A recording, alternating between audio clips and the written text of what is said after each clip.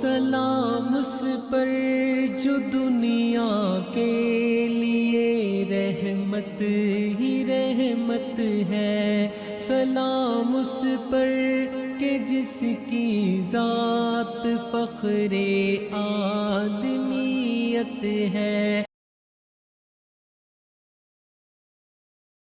پیارے بچوں، آپ میں سے فٹ بال کون کون کھیلتا ہے؟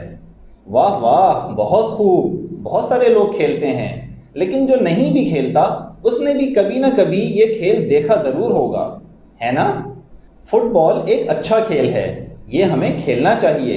اس میں ہمارے لیے بہت ساری چیزوں کی عملی مشق بھی موجود ہے۔ سب سے پہلے تو اس میں کافی بھاگ دوڑ اور ایکسرسائز ہے جو جسم اور دماغ کی صحت کے لیے بہت ضروری ہے۔ دوسرے یہ کہ اس میں تنظیم اور ٹیم ورک ہے، ایک دوسرے کی مدد ہی سے گول یعنی مقصد حاصل کیا جاتا ہے۔ ہر کسی کا اپنا اپنا علاقہ ہوتا ہے، کوئی گول کیپر تو کوئی اسٹرائکر، کوئی لیفٹ بیک تو کوئی رائٹ بیک وغیرہ وغیرہ۔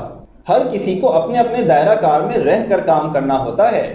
تیسری چیز اس میں یہ ہے کہ فٹ بال کو آپ دنیا تصور کر لیں تو یہ فٹ بال آپ کی زندگی کا ایک اہم سبق بن جائے گا۔ اس دنیا کو اگر آپ نے ہاتھوں میں اٹھایا یا ہاتھ سے صرف چھو بھی لیا تو فاؤل۔ ہاں، اگر آپ نے اسے اپنے پاؤں کی ٹھوکر پر رکھا تو یہ آپ کو نقصان نہیں دے گی، مگر فائدہ صرف اس وقت دے گی جب آپ اس کو زور سے ٹھوکر مار کر اپنے سے دور اور گول کے اندر پھینکیں گے۔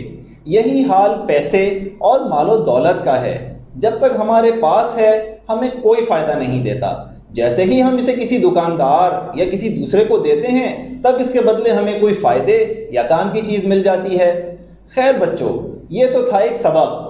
آپ شاید سوچ رہے ہوں گے کہ آج ہم سیرت طیبہ سے کھیل کے میدان میں کیوں اتر آئے، تو لیجئے ہم بتا دیتے ہیں۔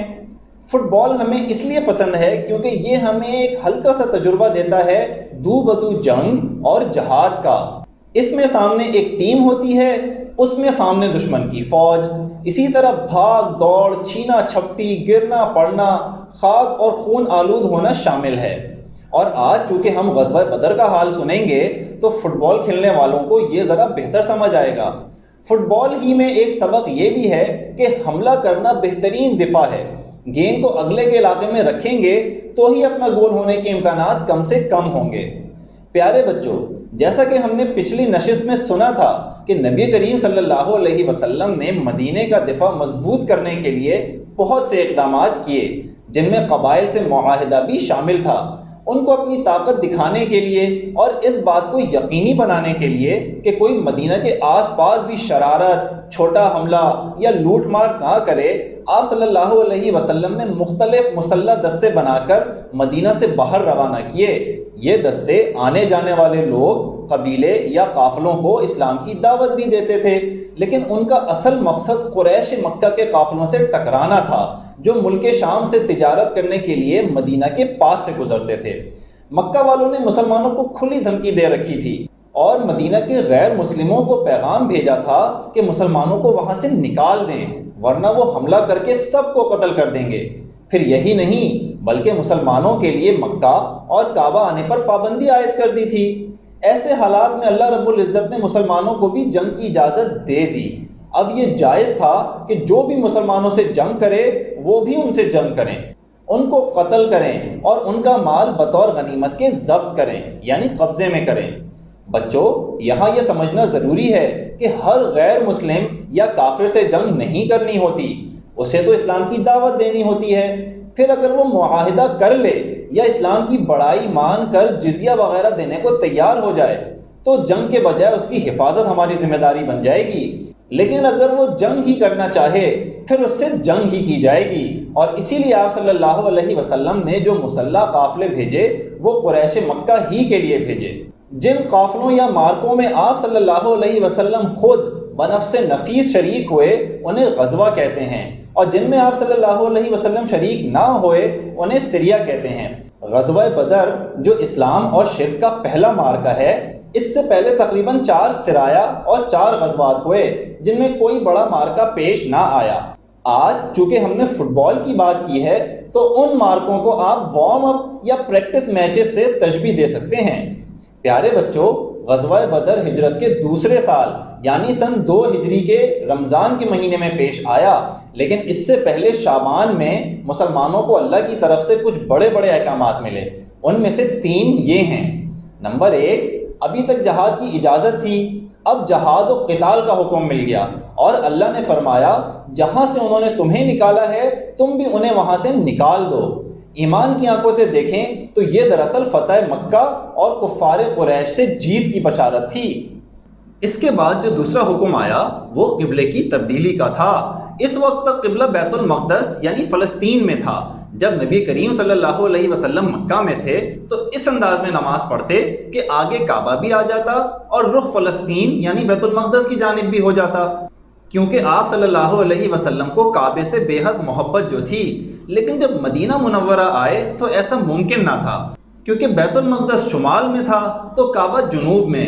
اب دونوں کی طرف رخ کر کے نماز نہیں ہو سکتی تھی، کسی ایک ہی کی طرف کر کے ہو سکتی تھی، لہٰذا بیت المقدس کی طرف منہ کر کے نماز پڑھی جاتی۔ آپ صلی اللہ علیہ وسلم کی یہ دلی خواہش تھی کہ قبلہ کعبۃ اللہ ہو، لہٰذا آپ صلی اللہ علیہ وسلم اکثر آسمان کی طرف سر اٹھا کر یہ امید لگاتے کہ شاید قبلے کی تبدیلی کا حکم آ جائے۔ اللہ رب العزت نے کعبے کو قبلہ مقرر کرنے کا حکم عطا فرمایا تو ساتھ میں یہ بھی ارشاد فرمایا کہ ہم آپ کے چہرے کو بار بار آسمان کی طرف اٹھتے ہوئے دیکھ رہے ہیں۔ اس سے یہ پتہ چلتا ہے کہ اللہ باوجود اس کے کہ بہت بڑا ہے اور بہت اعلیٰ مرتبے کا ہے، لیکن پھر بھی ہماری چھوٹی چھوٹی ادائیں اور خواہشات پر اس کی گہری نظر ہے۔ ہمیں کوئی بھی جائز ضرورت پیش آئے تو زبان سے نہ بھی کہہ سکتے ہوں تو دل میں تو خدا سے مانگ ہی لینی چاہیے، اور اگر زبان سے مانگ لیں، ہاتھ اٹھا کر مانگ لیں، پھر تو بہت ہی اچھی بات ہے۔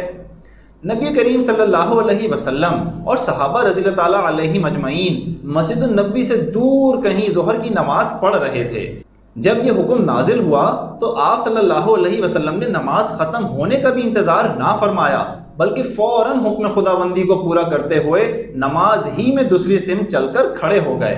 آج اس جگہ مسجد قبلتین یعنی 2 قبلوں والی مسجد بنی ہوئی ہے۔ بچوں، اس دوسرے حکم سے بھی مسلمانوں کو اندازہ ہو گیا کہ کعبہ ان کے لیے اہم ہے اور اللہ جلد انہیں اس پر غلبہ عطا فرما دیں گے، جبکہ بیت المقدس جو یہودیوں اور عیسائیوں کا بھی قبلہ تھا، ان کی دنیا پر حکمرانی کا دور اب ختم ہونے والا ہے۔ بچوں، مدینہ میں کچھ یہود بھی بظاہر مسلمان ہو گئے تھے، جبکہ وہ دل سے مطمئن نہیں تھے۔ قبلے کی تبدیلی کے بعد وہ مسلمانوں سے الگ ہو گئے۔ یوں اللہ نے مسلمانوں کی صفوں کو ان دوغلے لوگوں سے بھی پاک فرما دیا۔ تیسرا حکم مسلمانوں پر روزے کی فرضیت کا تھا۔ یہ بھی رمضان سے کچھ ہی پہلے نازل ہوا۔ آپ سوچ رہے ہوں گے کہ آگے اتنا بڑا معرکہ بدر ہونے والا ہے اور ساتھ ساتھ روزے بھی فرض کیے جا رہے ہیں۔ تو بچوں، روزے دراصل مسلمانوں کو کمزور نہیں بلکہ طاقتور کرتے ہیں۔ شاید تھوڑی جسمانی کمزوری ہو جاتی ہو، مگر جہاد کے لیے جو روحانی قوت چاہیے وہ روزے سے بڑھتی ہے۔ عرب کو تو جن گھوڑوں سے جنگ لڑانی ہوتی تھی وہ ان کو بھوکا پیاسا رکھتے اور انہیں صائم یعنی روزے دار کہتے، جس سے گھوڑے سخت جان ہو جاتے۔ پیارے بچوں، غزوہ بدر کے لیے مسلمانوں کے نکلنے کی وجہ یہ تھی کہ قریش مکہ کا ایک قافلہ شام سے تجارت کر کے بہت سا مال و دولت لیے مکہ واپس جا رہا تھا اور مدینہ کے پاس سے گزرنے والا تھا۔ اس میں صرف 40 کے لگ بھگ لوگ موجود تھے۔ ان پر حملہ کر کے مسلمان کفار مکہ کو زبردست نقصان پہنچا سکتے تھے اور مال غنیمت بھی خوب حاصل ہو سکتا تھا۔ اس میں چلنے کے لیے آپ صلی اللہ علیہ وسلم نے مسلمانوں کو حکم نہیں فرمایا بلکہ صرف ترغیب دی کہ جو چاہے وہ چلے۔ کم و بیش 313 افراد کا یہ لشکر مدینے سے روانہ ہوا۔ ادھر مکہ میں آپ صلی اللہ علیہ وسلم کی پھوپھی حضرت عاتکہ رضی اللہ تعالیٰ عنہا نے خواب دیکھا کہ ایک شخص مکہ میں داخل ہوا اور اپنے اونٹ سمیت کعبہ کی چھت پر چڑھ کر اعلان کرنے لگا کہ قریش کے لوگوں 3 دن کے اندر اندر اپنے قتل ہونے کی جگہ پہنچ جاؤ۔ کفار نے یہ خواب سنا تو خوب مذاق اڑایا، مگر جلد ہی ان تک ملک شام کے قافلے کے ذمہ دار ابو سفیان کا یہ پیغام پہنچا کہ محمد کے ساتھی ہمیں لوٹنے آ رہے ہیں، جلد ہی ہماری مدد کو پہنچو۔ یہ پیغام لانے والا شخص اونٹ ہی پر آیا تھا اور لوگوں کی توجہ حاصل کرنے کے لیے اس نے اونٹ کے کان کاٹ دیے تھے اور اپنی قمیض بھی پھاڑ ڈالی تھی۔ سلام اس پر جو دنیا کے لیے رحمت ہی رحمت ہے، سلام اس پر کہ جس کی ذات فخر آدمیت ہے،